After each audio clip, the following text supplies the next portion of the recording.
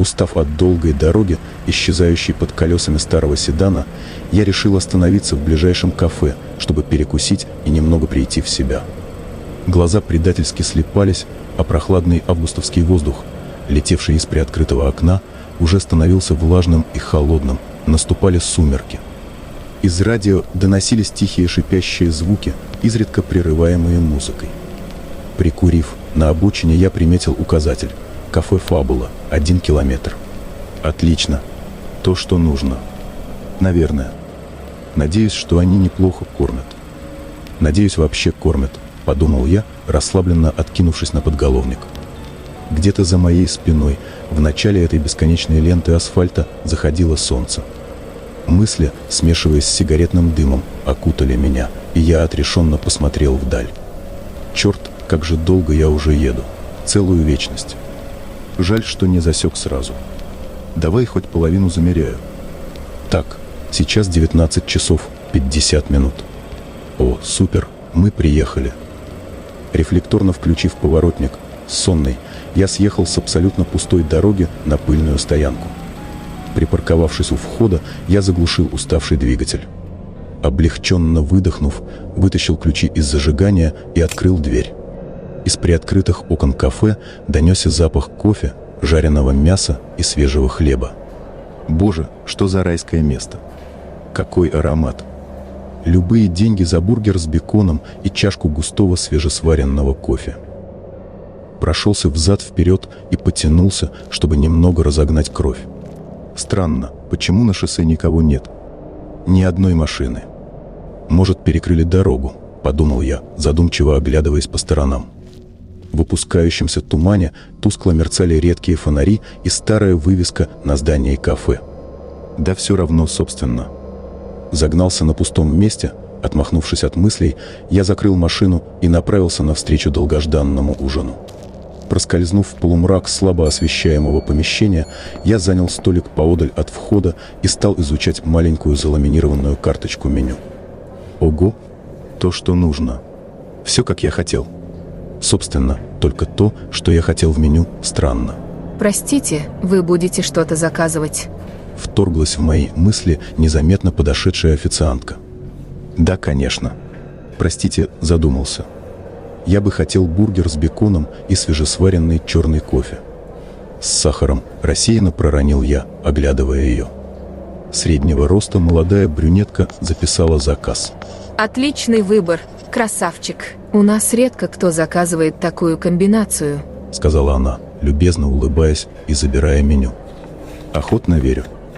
У вас разнообразный ассортимент, ухмыльнулся я. Придется подождать какое-то время, наш повар завален заказами. Обронила девушка, ставя пепельницу на стол. Подождите, откуда вы? У вас можно курить? Я никому не помешаю. Удивился я. Нет, курите на здоровье, никто не против. Удаляясь в сторону кухни, улыбнулась девушка через плечо. Какими заказами он завален? Интересно, тут сидит человек 5 от силы.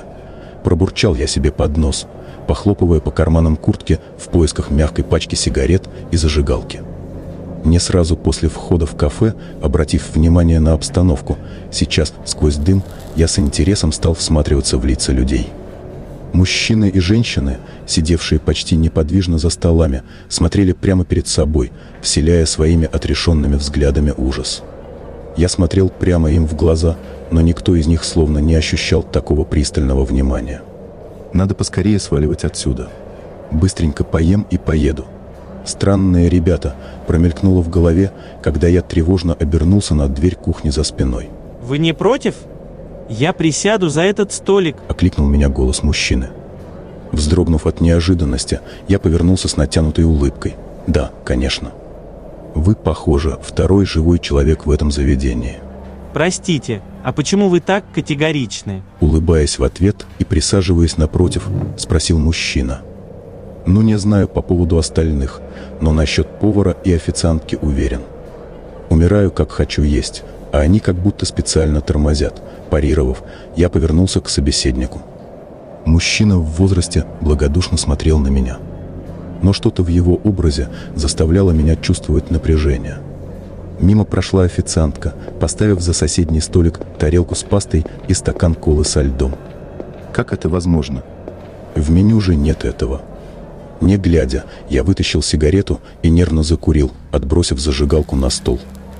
Макс, давай я не буду долго тебя томить.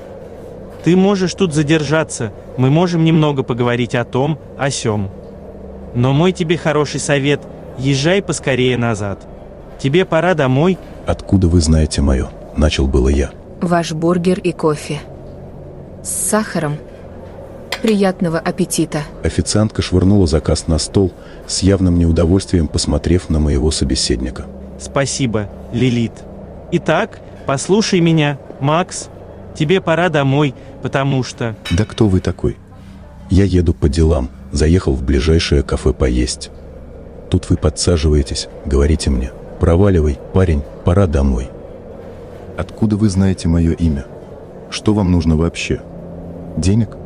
Держите, только отстаньте и дайте спокойно поесть, сказал я, доставая кошелек. Стой, мне не нужно от тебя ничего. Денег точно? Рассмеялся незнакомец в ответ. Тебе не кажется что-то странным здесь? Ухмыльнувшись, я осмотрелся еще раз. Люди, сидевшие вокруг, куда-то исчезли. На парковке осталась только моя машина. Нервно схватив чашку и поглядывая на своего соседа, я пригубил кофе, но не почувствовал совершенно никакого вкуса. Бургер рассыпался в пыль, как только я прикоснулся к нему. Я знаю, от чего ты можешь бежать, парень. Но все же, куда ты едешь? Не ваше дело, мне нужно. Я осекся. Это был какой-то кошмар наяву. Откуда и куда я еду? Кто я? Сжав руками голову, я стал отчаянно вспоминать. Макс? Кладя мои руки на стол и также безмятежно улыбаясь, продолжил незнакомец. Сколько, по-твоему, прошло времени? Скажем, сколько ты ждал заказ? Я не знаю. Минут 30, наверное. А ты уверен? Посмотри на часы. Недоверчиво, нехотя отводя взгляд, я посмотрел на запястье. Часы показывали 19 часов 50 минут. Я вскочил. Господи, что происходит? Что это за место? Я не твой враг, успокойся. Просто делай то, что я тебе говорю. Садись в машину и уезжай.